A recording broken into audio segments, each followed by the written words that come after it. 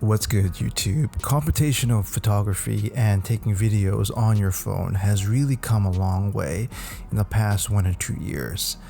Phones are getting much more crisp, and the output video that you can get from your mobile device is better than ever. And of course, one of the market leaders on this has always been the Apple iPhone. And this year's Apple iPhone 13 is no different.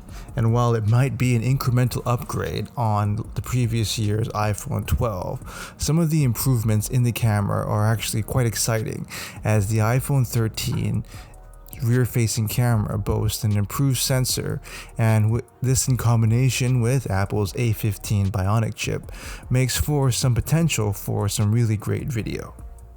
In this video, we'll be taking a look at the video output from the iPhone 13 versus last year's iPhone 12. One of the more marketed features of the iPhone 13 is, of course, the cinematic mode for video. And seeing as how the iPhone 12 didn't have this mode, it really doesn't make much sense to compare it to the iPhone 12. This video will just take a look at the raw output for HD video from the iPhone 13 and iPhone 12. And I was surprised, and you might be surprised, just how similar the video output is from these two phones. But there is an obvious difference between the two, as we'll look at the sample videos. If you like this kind of content, leave a message down below, don't forget to subscribe, and thanks for watching. So we'll get right into the sample videos here. All the videos that you're going to see are HD at 30 frames per second, and the iPhone 13 is on the left. So as you can see, in terms of sharpness, both the iPhone 13 and the iPhone 12 perform remarkably well, particularly when there's motion involved, as there's little difference in sharpness on these two sample shots. Zooming in is where you begin to see the difference in sharp, as with the newer sensor, it has much sharper edges when zoomed in on the video. This has been handy if you plan on putting in videos. Overall, it's interesting to see that while fully zoomed out, the difference in sharpness is negligible between the two phones. The iPhone 13 is clearly the winner when you punch in. Zooming back out here, one other thing to notice is that the iPhone 13 on the left has much deeper blacks than the iPhone 12. And there's a lot more richer detail in the dark areas of the picture underneath the wall. The mid and high tones are relatively the same, both in terms of the color and the sharpness, but what's obvious is that the low end of the picture is a lot different on the iPhone 13 with a lot more richer detail. And this is a trend that we continue to see on some of the other sample shots here.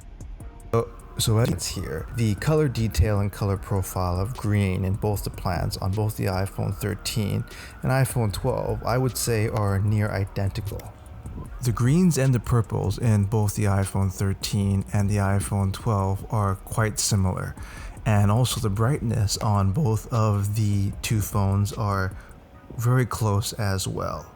What you see again is the dark areas of the video underneath.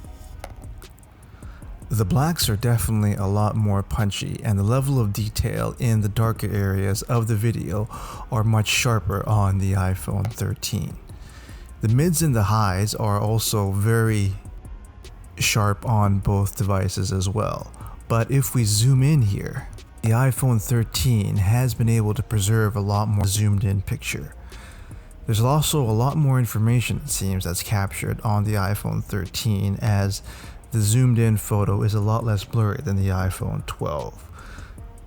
It's also interesting to note that the greens look slightly less saturated, in my opinion, on the iPhone 13, which is more evident when you zoom in on the video here. I also found that the different end of the photo is a lot more apparent taking a brighter photo.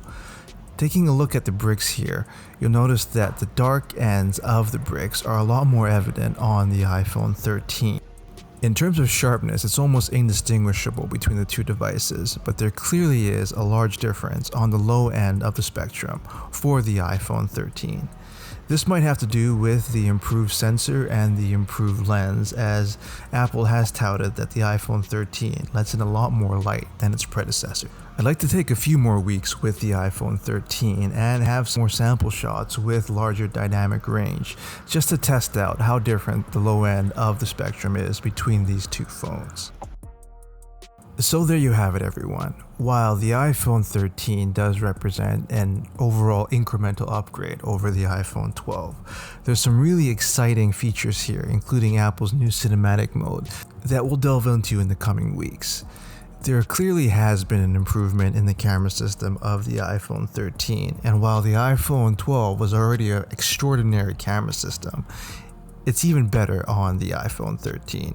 So, what do you think? Can you see the difference between the test shots between the iPhone 13 and the iPhone 12? Leave a message down below. Don't forget to subscribe, and thanks for watching.